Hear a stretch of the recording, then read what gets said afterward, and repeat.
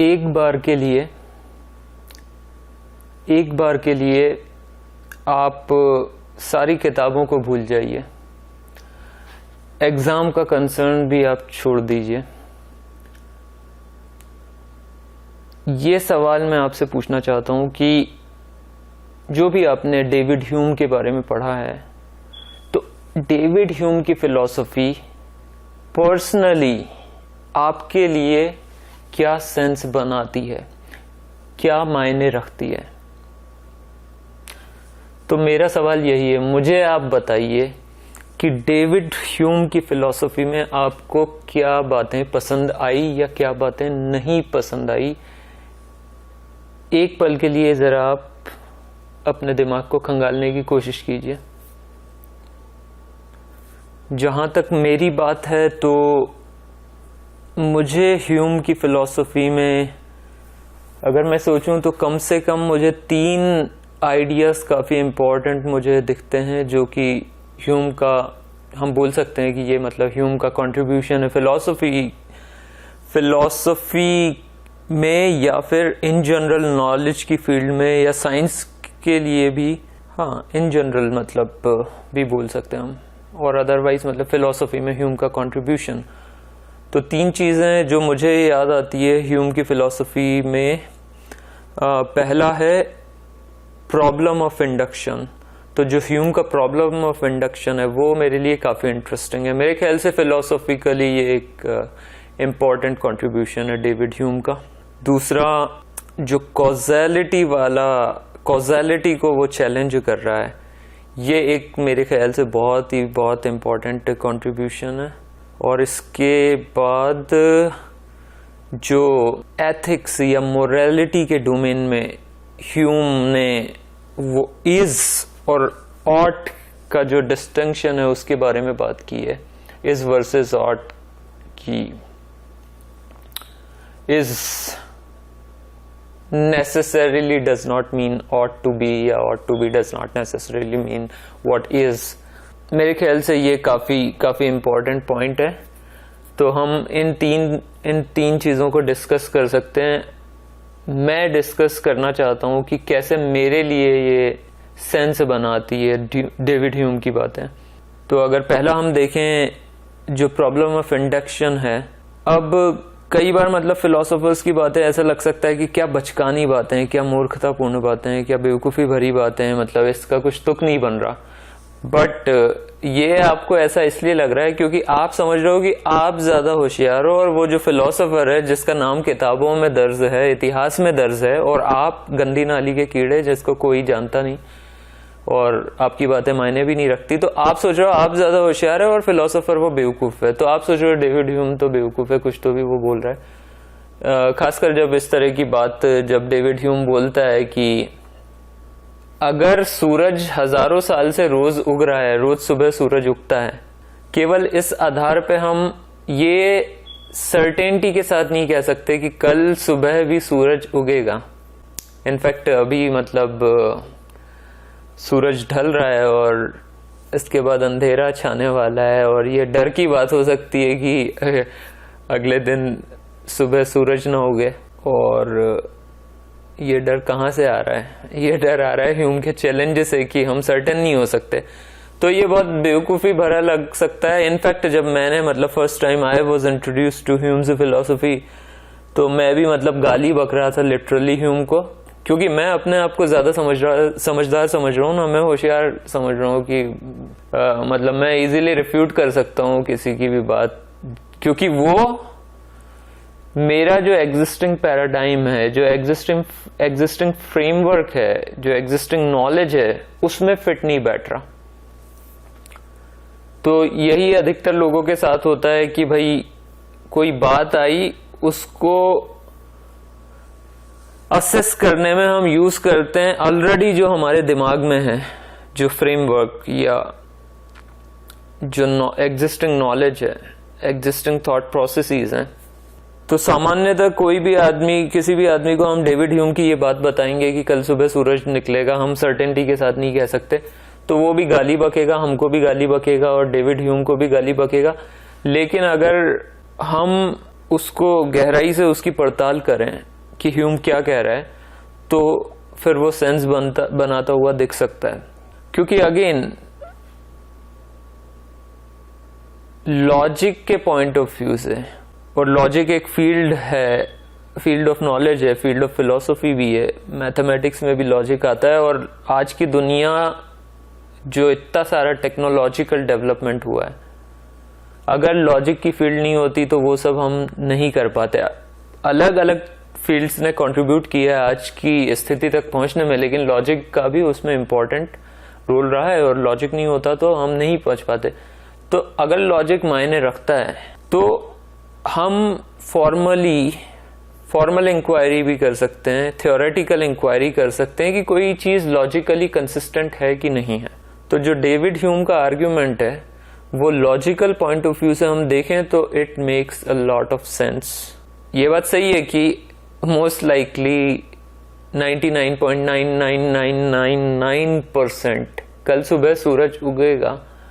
In fact हम थोड़ा और मतलब दुस्साहसी हो सकते हैं और बोल सकते हैं कि 100% सूरज उगेगा, लेकिन फिर भी तब भी जो लॉजिकल पॉइंट ऑफ व्यू से जो डेविड ह्यूम की बात है वो हमारे लिए सेंस बना रही है कि नहीं।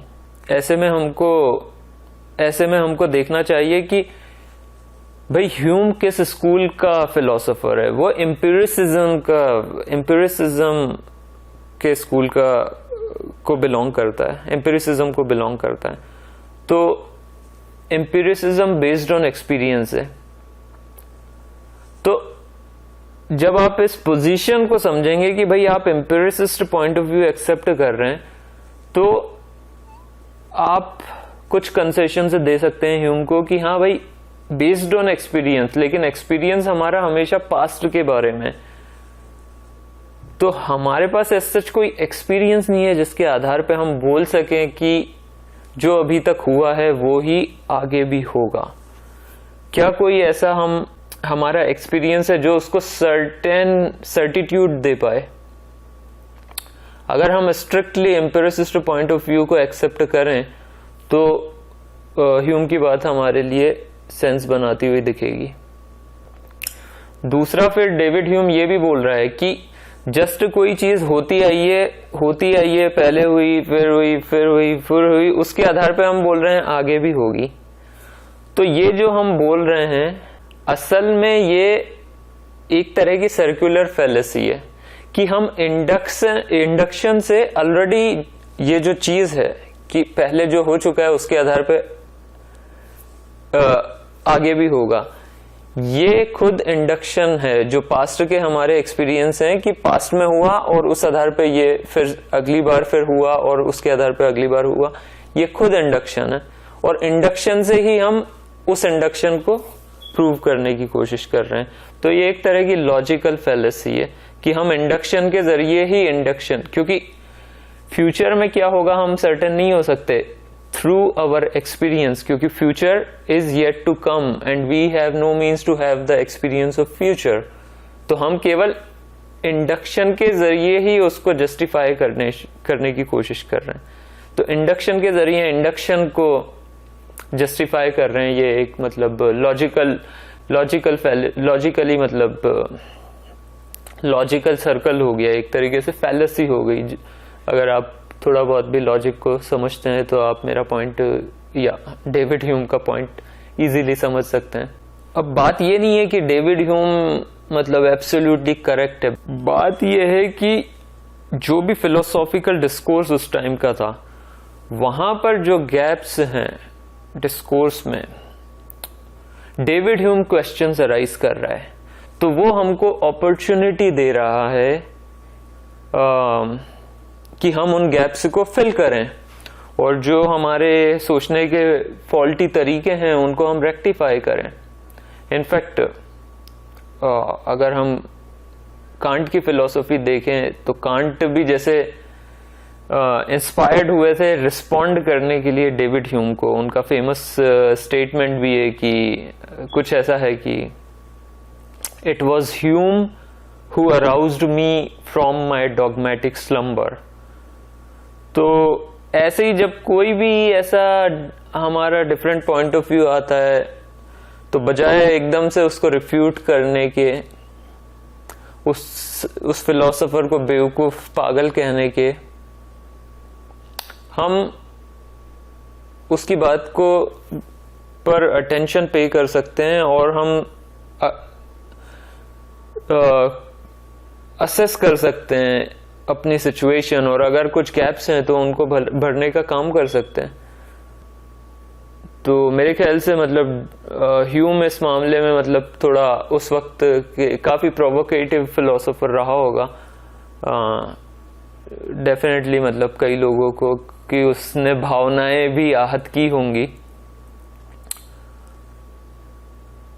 अब उस पर भी बात करते हैं, लेकिन दूसरी चीज मैंने क्या कहा, कॉजेलिटी। तो कॉजेलिटी को जो वो चैलेंज कर रहा है, ये भी एक बहुत ही मतलब इंटरेस्टिंग पॉइंट है। और मतलब जब अगेन मतलब जब मैंने पहली बार पढ़ा ह्यूम को, ये क्या बकवास है, बिलियर्ड बॉल्स का एग्जांपल दे रहा है ह्यूम की, टेबल पे आपने हिट किया, जो भी मतलब वो होता है स्ट्राइकर या जो भी बोलते होंगे, मैं खेलता नहीं हूँ बिलियर्ड्स वगैरह तो मुझे नहीं पता, लेकिन जो भी मतलब वो आपने एक बॉल को हिट किया, दूसरी बॉल रखी हुई है, वो स्टैटिक खड़ी हुई है, आपने जिस बॉल को हिट किया वो बॉल आ रही है यहाँ पे, और फिर वो इसको हिट कर रही है, और जो दूसरी बॉल अभी तक स्टैटिक थी वो अब मूव करने लगी। जनरली हम क्या बोलेंगे कि जो पहली बॉल थी उसके मूवमेंट ने कॉज किया दूसरी बॉल के मूवमेंट को, लेकिन डेविड ह्यूम बोलेगा कि भाई मैं तो एम्पिरिसिस्ट हूं, मैं एक्सपीरियंस में बिलीव करता हूं, तो और मेरा एक्सपीरियंस मुझे कैसे मिल रहा है, परसेप्शन से। क्या थे उसके आइडियाज एंड इंप्रेशंस। तो वो बोल रहा है कि मुझे कोई कॉज नहीं दिख रहा, मुझे दिख रहा है कि एक बॉल आई और फिर जो दूसरी बॉल अभी रुकी हुई थी वो मूव करने लगी, मुझे ये दिख रहा है, लेकिन मुझे ऐसा कुछ नहीं दिख रहा कि इस बॉल के मूवमेंट ने इस बॉल के मूवमेंट को कॉज किया। I don't see any causality. और हम यहां भी ह्यूम को गाली बक सकते हैं, बेवकूफ बोल सकते हैं, बट अगर देखा जाए तो ये बात सही है, मतलब कॉजेलिटी सही हो सकती है, लेकिन अगर हम हमारे परसेप्शन की बात करें, एक्सपीरियंस की बात करें, तो क्या हम कॉजेलिटी देख रहे हैं।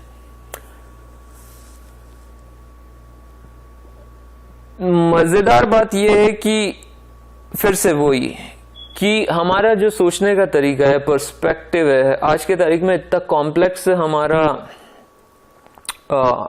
सिस्टम है, ये जो ब्रेन माइंड सिस्टम है, ऐसे हजारों साल के डिस्कोर्सेस के जरिए ये इवॉल्व हुआ है। तो डेविड ह्यूम ने चैलेंज कर दिया कॉजेलिटी को, और ऐसे तमाम लोग रहे हैं जिन्होंने अलग अलग पर्सपेक्टिव्स दिए हैं, जिसके कारण आज की तारीख में जो साइंटिफिक मेथड है, अगर आप थोड़ा बहुत भी साइंटिफिक मेथड के बारे में जानते हैं, जो कि इनफैक्ट हम पढ़ते हैं, मतलब फिलोसॉफी में भी पढ़ते हैं हम, फिलोसॉफी ऑफ साइंस में, या रिसर्च मेथड्स भी एक सब्जेक्ट होता है फिलोसॉफी में, और रिसर्च मेथड्स भी एक कॉमन सब्जेक्ट है जो अलग अलग डिसिप्लिन्स में होता है। तो अगर आप वाकिफ हैं रिसर्च मेथड्स से, या रिसर्च से इन जनरल वाकिफ हैं, या फिर साइंटिफिक मेथड से, तो आप समझ सकते हैं कि कॉजेलिटी एस्टैब्लिश करना कितना इम्पोर्टेंट काम है, कितनी इम्पोर्टेंट चीज है साइंटिफिक मेथड में, स्पेशली जो एक्सपेरिमेंटल मेथड है, जो ट्रू एक्सपेरिमेंट्स हैं तमाम, क्योंकि मतलब लोग असाइन कर देते हैं किसी भी चीज को किसी भी चीज से। बारिश हो रही है, किसने बारिश की, मतलब उसको जो लग रहा है वो बोल दे रहा है बारिश हो गई, क्यों हो गई, कोई देवता ने ऊपर आसमान से कर दी। लेकिन और ऐसे ही मतलब रियल वर्ल्ड में हम ऑर्डिनरी चीजों में भी असाइन कर देते हैं कि ये हुआ है तो वैसे हुआ, ये हुआ है तो ऐसा होगा। लेकिन ह्यूम का जो चैलेंज है उसको जब साइंटिस्ट सीरियसली लेगा तो वो बोलेगा हाँ यार, मतलब मैं ऐसे ही जो डिपेंडेंट वेरिएबल है उसको इंडिपेंडेंट वेरिएबल से ऐसे ही मैं कनेक्ट नहीं कर सकता जब तक कि मेरे पास एविडेंस ना हो। तो अगर आपने रिसर्च मेथड्स पढ़ा होगा तो आपको पता ही होगा कि कितनी सारी चीजों का मतलब ध्यान रखना पड़ता है एक ट्रू एक्सपेरिमेंट के लिए, कॉजेलिटी एस्टेब्लिश करने के लिए। तमाम तरह की वैलिडिटीज का ख्याल रखना पड़ता है, internal validity, external validity, construct validity, तमाम तरह के जो कंफाउंड्स हैं, कंफाउंडिंग वेरिएबल्स, 50,000 चीजों का हमें ध्यान रखना पड़ता है, तब जाके एक इम्पोर्टेंट साइंटिफिक स्टडी हो पाती है। लेकिन इस सब में हम कर क्या रहे हैं? एसेंशियली कॉजेलिटी एस्टेब्लिश कर रहे हैं कि ये जो कॉज है, ये जो फिनोमेना अकर हो रहा है, ये जो डिपेंडेंट वेरिएबल में चेंज हो रहा है, ये केवल और केवल इंडिपेंडेंट वेरिएबल के कारण हो रहा है। क्यों? क्योंकि अगर वो ढंग से एस्टेब्लिश नहीं किया तो डेविड ह्यूम जैसे लोग चैलेंज कर सकते हैं। और मैं ये नहीं बोल रहा हूं कि केवल ह्यूम के कारण ये मतलब इतना हम लेकिन सर्टेनली बहुत सारे लोगों ने अलग अलग पर्सपेक्टिव्स दिए हैं। जैसे डेकार्ट है तो उसने डाउट की मेथड दी, या फ्रांसिस बेकन ने साइंटिफिक मेथड्स के जो इम्पोर्टेंट मतलब स्टेप्स हैं उनके बारे में बताया। और फिर अलग अलग लोगों ने समय समय पे अलग अलग तरीके से अपने फॉर्मुलेशंस दिए और अलग अलग लोगों ने चैलेंज किया।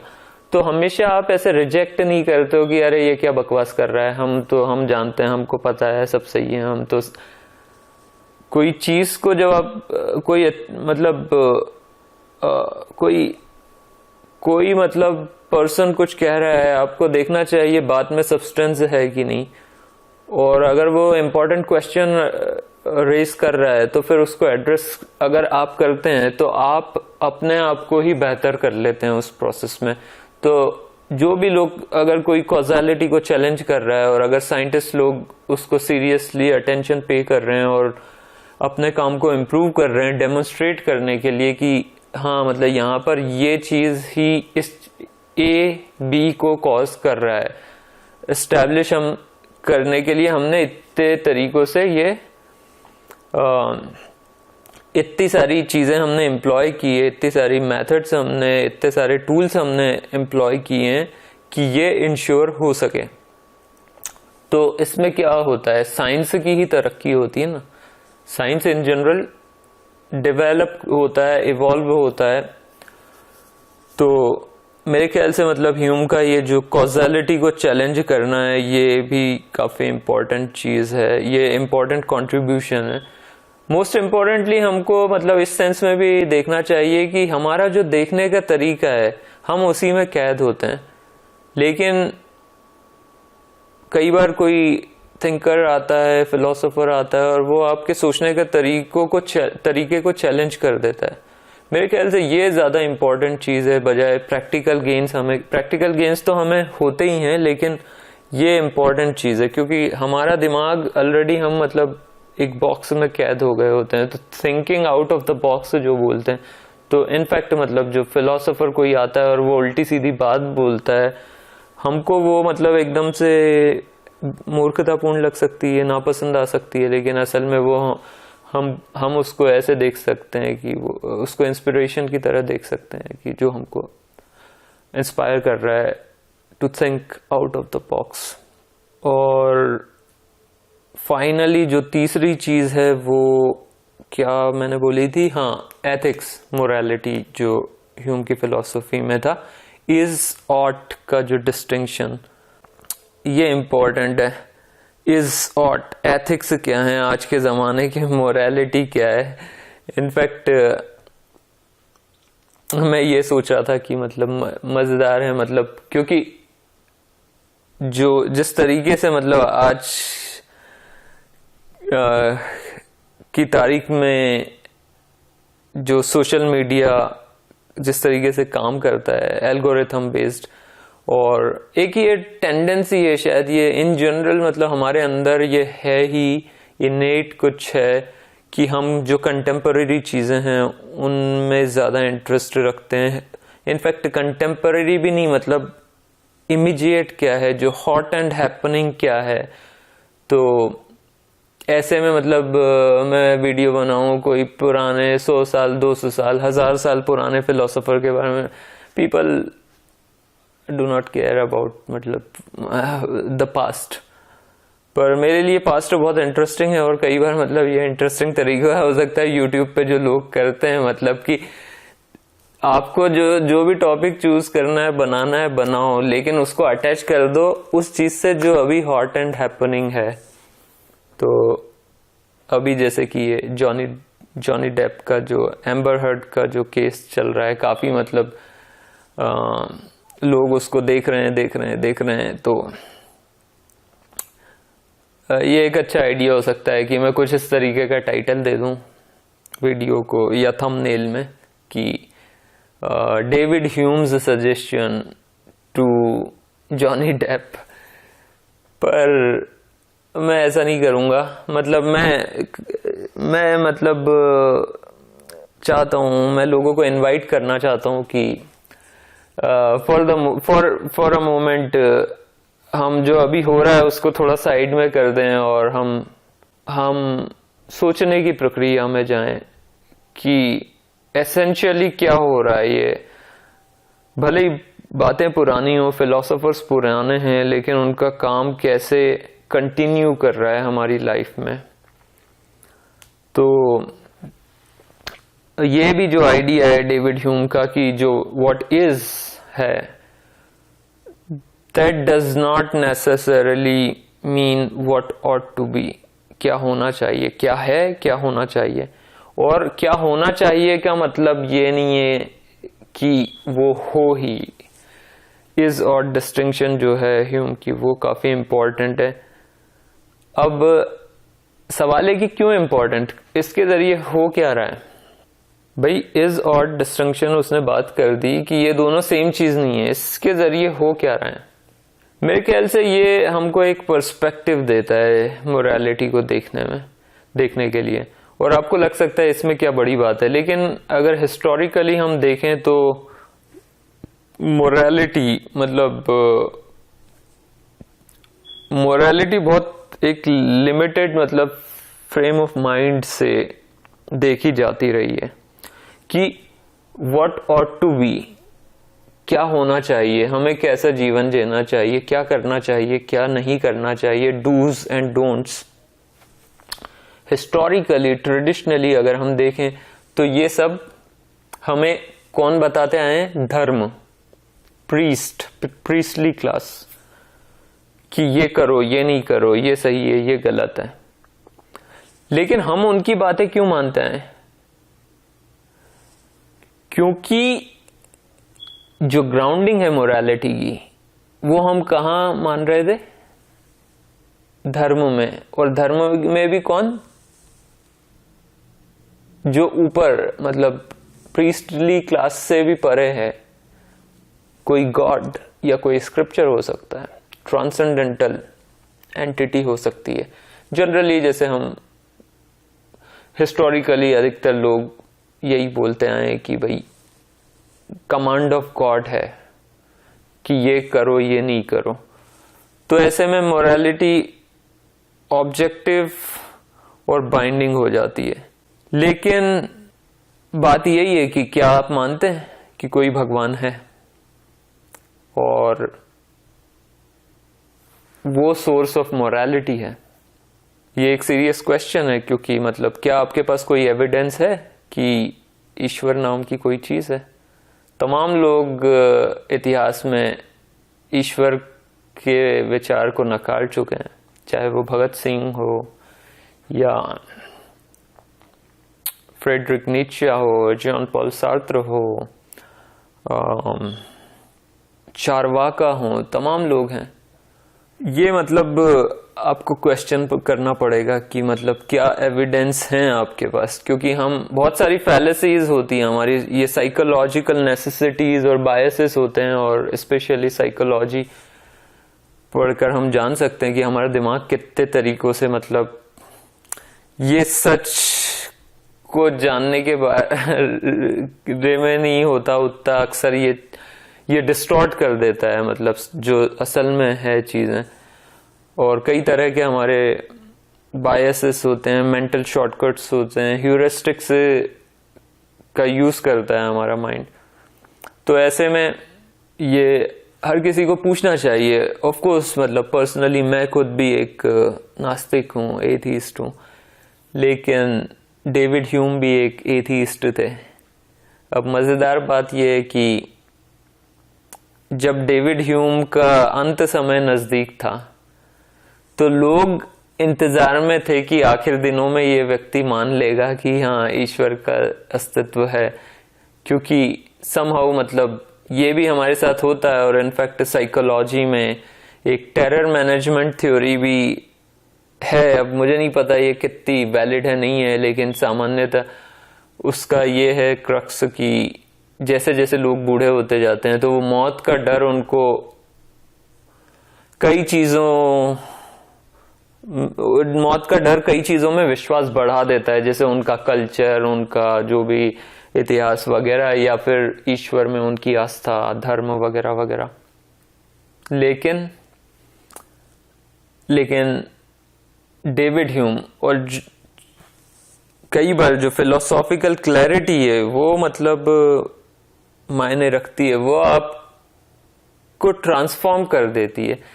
अब चूंकि आपका ट्रांसफॉर्मेशन हो गया कि जो लेवल था जिसपे ईश्वर नाम की चीज होती है आप उससे ऊपर उठ गए, तो अब सवाल ही नहीं उठता ना। अगर सही में आप ऊपर उठे हो, सही में फिलोसॉफिकल क्लैरिटी आ गई है, तो फिर आप कभी वापस उस लेवल पे नहीं जा सकते, क्योंकि जस्ट मतलब दो लेवल्स के बीच में बैरियर्स होते हैं और आप इस बैरियर को ट्रांसेंड करके, आप ओवरकम करके अगले लेवल पे पहुंचे हो। और जब आप अगले लेवल पे जाते हो तो नीचे वाला लेवल आपका डिसॉल्व हो जाता है, अब वापस आने की कोई गुंजाइश नहीं रहती। जस्ट ऐसे ही कि आप बच्चे रहते हो, आप मानते हो कि सांता क्लॉज जो है वो सही में है, कोई ऐसा जो भी कैरेक्टर है वो मतलब सही में होता है। लेकिन आप जब बड़े होते हो और अगर आप मतलब नॉर्मल सेन लाइफ जी रहे हो तो आपको समझ आ जाता है ओके ये बच्चों का खेल था। और फिर आपसे कोई बोले 10-20 साल बाद की मानने लगो, तो वो कोई तरीका नहीं है कि आप फिर से मानने लगो उसी तरीके से जैसे आप बच्चे थे और आप मानते थे कि सांता क्लॉज कोई है। अब आप कैसे मान सकते हो? तो वो डिसॉल्व हो गई वो चीज, क्योंकि क्लैरिटी आपको अगले लेवल पे ले आई है। तो ह्यूम भी इंटरेस्टिंग है कि भाई उसके मरते वक्त लोग इंतजार कर रहे थे कि वो मान ले, लेकिन ह्यूम ने कभी एक्सेप्ट नहीं किया। और ये इंटरेस्टिंग है, और यही मतलब यहाँ पर ही मतलब टेस्ट होता है आपकी फिलॉसफी और आपकी लाइफ एज अ फिलोसोफर। तो आप भगत सिंह का भी देख लो, भगत सिंह का जो लेटर या बुक है जो why I am N atheist, उसमें भगत सिंह का दोस्त भी ये एक्सपेक्ट कर रहा है कि जब तुम्हारे अंतिम दिन नजदीक आएंगे तो तुम ईश्वर में विश्वास करने लगोगे, और भगत सिंह उसको रिफ्यूट कर रहे हैं। और ऐसे ही मतलब सोक्रेटिस का हम एग्जांपल ले सकते हैं कि जो कमिटमेंट है, या कमिटमेंट की बजाय क्लैरिटी जो बोलना सही रहेगा, कि आपकी लाइफ ही मतलब टेस्टिमनी हो जाती है आपकी फिलॉसफी के लिए या आपके लिए एज अ फिलोसोफर। तो डेविड ह्यूम का ये भी जो मोरालिटी का है ये बहुत इंटरेस्टिंग है। स्पेशली अगर आप देखें, अगर आप समझे इस बात को कि क्यों मतलब ऑब्जेक्टिव और बाइंडिंग मोरालिटी की प्रॉब्लम्स है जब हम सोर्स उसका गॉड मान लेते हैं। क्योंकि इस दुनिया में अलग अलग तरह के लोग हैं और आप एक ही सोर्स या एक ही मॉडल सबके ऊपर आप फिट करने की कोशिश करो, लेकिन सही और गलत के मायने लोगों, स्थान और समय के साथ बदल जाते हैं। एक चीज जो एक के लिए सही है वो दूसरे के लिए सही नहीं हो सकती है, और यही अच्छी बात है। डाइवर्सिटी बहुत इम्पोर्टेंट है, क्योंकि हम एक ही तरीके से चीज़ों को देखने लगेंगे तो हम बहुत ही जल्दी मतलब हमारा एक्सटिंक्शन हो जाएगा ह्यूमन बीइंग्स का, ह्यूमन रेस का। तो मेरे ख्याल से अचीव क्या हो रहा है ये हमको सोचना चाहिए कि डेविड ह्यूम ये जो डिस्टिंक्शन की बात कर रहे हैं कि व्हाट इज बराबर नहीं है व्हाट ऑट टू बी के, मेरे ख्याल से इससे जो अचीव हो रहा है वो ये हो रहा है कि डेविड ह्यूम एक तरीके से मोरालिटी को फ्री कर दे रहे हैं उस ट्रेडिशनल पॉइंट ऑफ व्यू से, उस ट्रेडिशनल पर्सपेक्टिव से, उस ट्रेडिशनल इम्प्रिजनमेंट से, जहां हमने मान लिया है कि हमें कुछ चीजें करना चाहिए क्योंकि ये चीजें कमांड ऑफ गॉड है।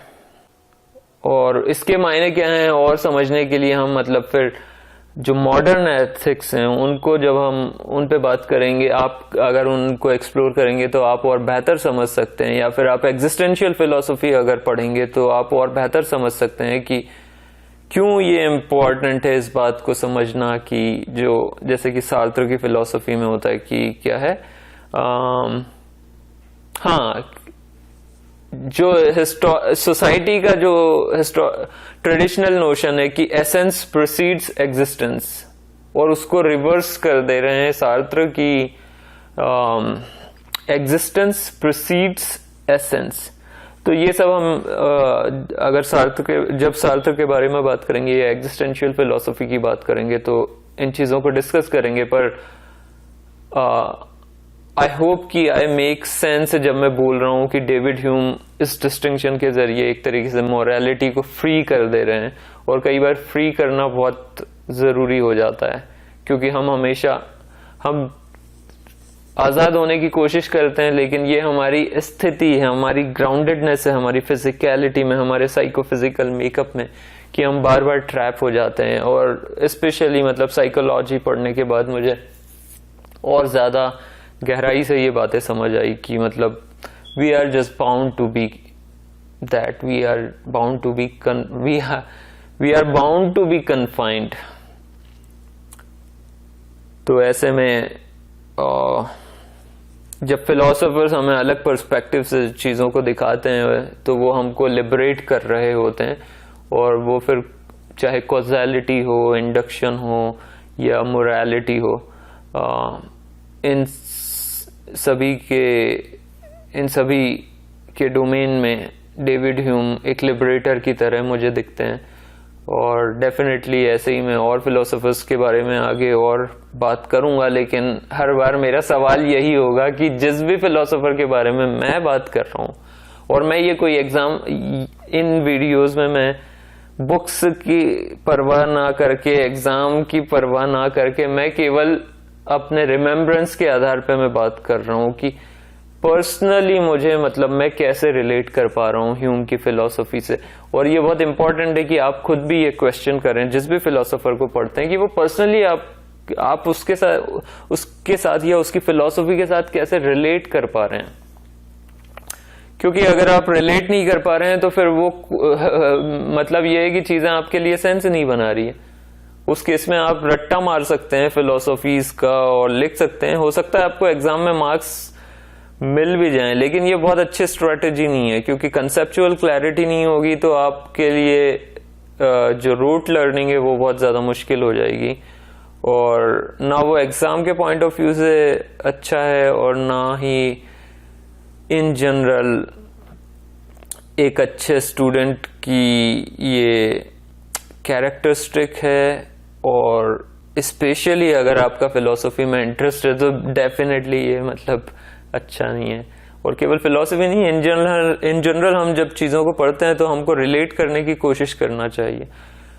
ये हमको मतलब चीज़ें हमारे दिमाग में अच्छे से बैठाता है और हमारे दिमाग में नए कनेक्शंस बनाता है उस जो भी हम पढ़ रहे हैं उस टॉपिक के, और वो लॉन्ग टर्म के लिए फिर हमें याद भी रहता है और हमें फैसिलिटेट करता है सभी तरीके से एक बेटर लाइफ जीने के लिए।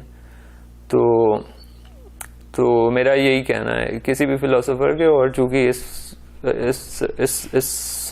इस वीडियो में मैंने ह्यूम की फिलोसफी को डिस्कस किया।